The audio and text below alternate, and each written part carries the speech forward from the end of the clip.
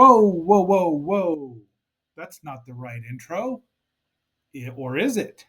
Welcome back, my fellow agents. It is I, X7, your animated host of Awesome, the awesome Zenorama podcast of heroes and monsters, that is. We are going to try another recording here today. It is Monday, which means it is the special edition of the Herculoids. We will be reviewing count them two episodes-ish. However, it's not exactly what you think. Because the Herculoids premiered in the second season of Space Ghost, but this is about the Herculoids and not about Lilith's favorite cartoon series of all time, Space Ghost. So we are going to discuss, the episode here is the Molten Monsters of Moltar. It is part 4 of the Council of Doom series. But before we get in there, please like, share, subscribe, vote in the poll, and leave a comment. It'd be great. Now, grab yourself a big old stack of space wheat cakes, not too molten hot. You don't want to burn your mouth. And let's get into this. So, let's get a recap. Well,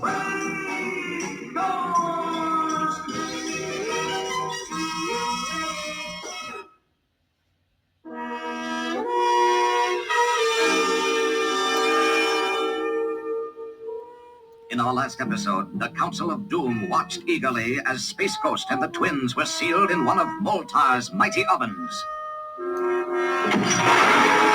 I've prepared a warm welcome for you, Space Ghost. 300,000 degrees warm. that doesn't work. Now, Good. They can't escape. So, this is from Daily Motion, which is why the audio sounds ridiculous. Sorry about that. Stand back from that control panel, Moltar. Don't be too hasty, Space Ghost. Take a look at my viewer. They are all in talking. They've all had too much helium, haven't they? Okay, so we'll listen to a little more. Sadly, sorry. Jace. Yes, Space Ghost. And if you don't surrender, they will be blown into heat vapors. All right. What do you intend to do with me, Moltar? You are going to take a long trip, Space Ghost. Take Space Ghost to the planet Amzot. And remember, Space Ghost, if my ship is not back within the hour, your friends are finished. I'll remember, Moltar.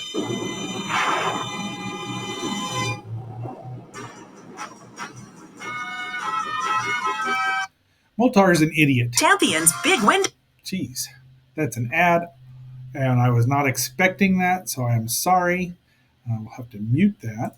So let's go on with that till we get over here. Moltar is an idiot. He didn't even know that Amzot, not Quasar, as we'll get into here in a moment, the Herculoids lived on Amzot. I mean, come on. Moltar, use your brain here, fella. All right. So, his spaceship, that's where he's going to strand. Space Ghost? What's supposed to happen there? Let's find out, shall we? Bueller? You're going to be kidding me. Well, maybe not. I was hoping to regale you, but it looks like my computer's decided it wanted to freeze up, which is very, very annoying. Perhaps we should have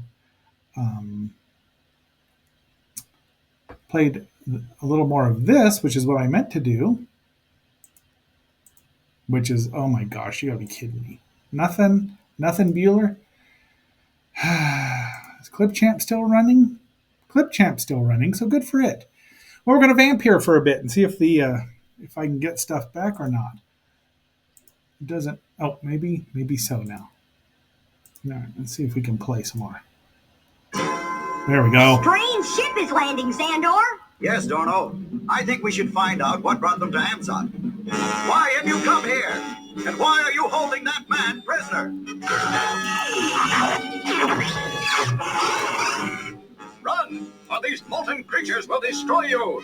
We must save that land. Use your energy rocks.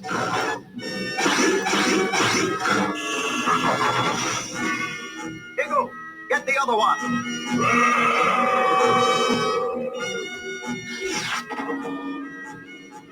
Quickly, Zoc.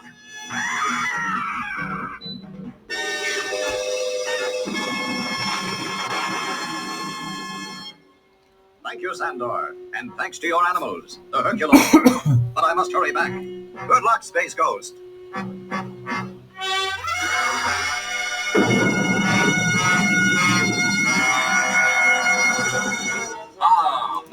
All right. So the rest of the story, that's all their cameo was. He called the Herculoids their animals, which they never do in the series. This was the second. Let's see, Space Ghost had 2 episodes, and this was the second one of its second season. It was only the 6-part Council of Doom to introduce, and it was a great idea. To introduce a shared universe with Shazam, Mytor, Moby Dick, and the Herculoids. And when we get around to those cartoons, we will talk about them some more. But the Herculoids had already been on for a week, so we knew who they were. Now, if Hanna-Barbera really wanted to make a big splash, they would have just released both parts on the same day, or even a Friday night as a special thing. I'm sure NBC wouldn't have minded. It would have drawn in huge ratings, and as a special, an hour-long special, it would have been great. Well, I wouldn't know. I wasn't around to see it. So that's all that was. Space Ghost and his cohorts, Jan and Jace, do go on to destroy the Council of Doom, literally. But once again, so don't worry about that. Thanks, Dailymotion, for the wonderful audio, but at least we got a little bit. Now, on to the second part, which is the special that's on the Blu-ray and the DVD set, Herculoids, the first family of planet Quasar. I mean, I know Quasar sounds cool, but Amzot sounds more exotic. I'm going to call it Amzot because that's just what it is. Quasar was in the 1981 series, but as we've discussed, Quasar is the sister city run by robots.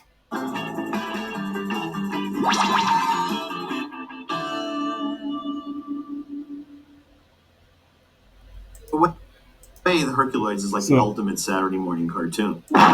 That's Jerry Beck there, who is a famed cartoon historian. I've never had the pleasure of meeting him, but he seems like a groovy guy, and he knows his stuff. I had his book. I think I had his book. I don't remember anymore. It's got all your fantasies about what you want to be if you were a superhero, or the sidekicks you'd want to have. It was an attempt to get more into the action genre. So it's because they'd been doing all these comedies for so long. And the big thing about Bill and Joe was that they were always trying to diversify. They were always branching out in different directions. Herculoids is sort of dynamite. So Bill and Joe is Bill, Hannah, and Joe Barbera, in case we didn't know. And while you're watching this, you're seeing the pictures, some of the animation. It's only 4 minutes long. We're not going to talk through the whole thing. I'm not going to play the whole thing because what's the point? But you've got some of Alex Toth's wonderful designs that translated very well to the small screen.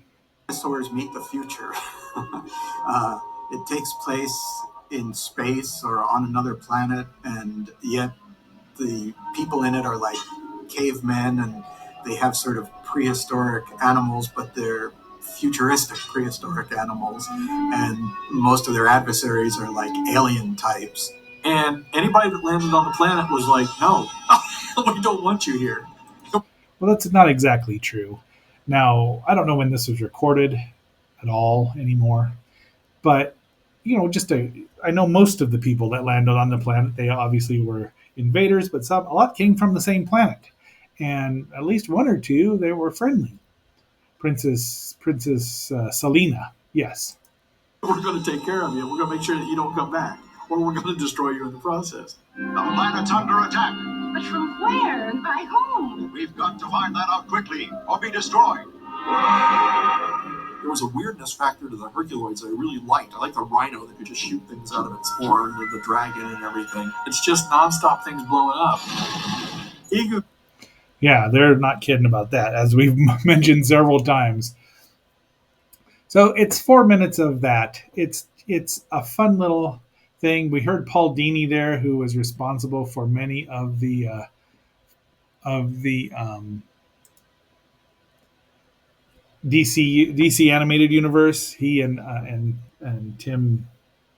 Geez, drawing a blank here. Anyway, it's a very nice little 4 minute thing. Oh, look at that. Let's scoot over here to a bit here and we're scooting forward. Einstein Jr. and Herculoids. They really are Harryhausen influenced monsters. These are Western American monsters. And there was a rise of a love of dinosaurs at the time. That was like a really big explosion in the 60s among the youth. And it was the same thing that Harryhausen was tapping in Beast from 20,000 Fathoms and 1 Million Years BC. The whole goal as a kid was just to see a monster. Fighters come, Quasar, mighty animals.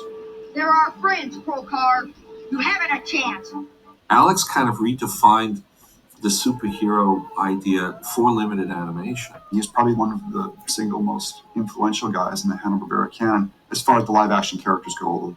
Any of the superhero stuff, any of these Herculoid space shows was full of Alex Toth. It was doing real people in animation, and that's not as easy as it sounds because. So that's roughly it. They put Alex Toth over, which they well should because he's amazing.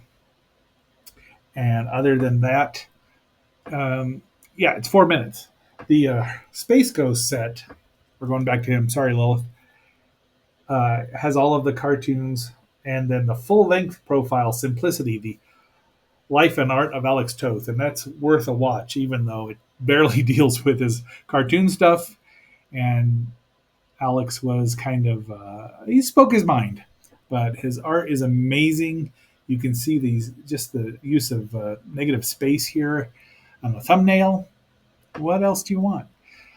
And so, our fellow agents, my fellow agents, we do wrap up this last special edition and the whole Herculoid series. We may get to Space Stars at some point in time, but there's a whole bunch of other stuff I'd like to review. And I think this video is turning out pretty well. I'd like to end it on a high note before before somebody says something dumb. Right? Suddenly it was new for Saturday morning. Yes, it was very new for Saturday morning. So, on that note, until our next assignment, I hope you've enjoyed your space wheat cakes. This is X7 signing off. I can't get this thing. Oh, let me shrinkify it here. And shrinkify it some more. Oh, damn it. Yes, your humble agent is a bit technologically impaired, but let's go with this. Somewhere out in space live the Herculoids.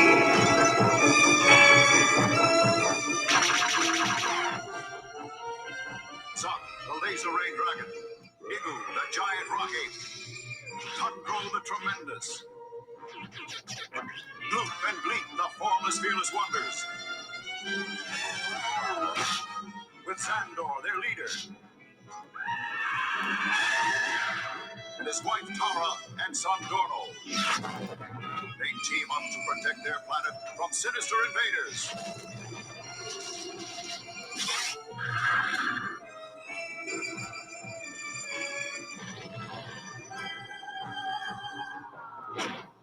All strong, all brave, all heroes.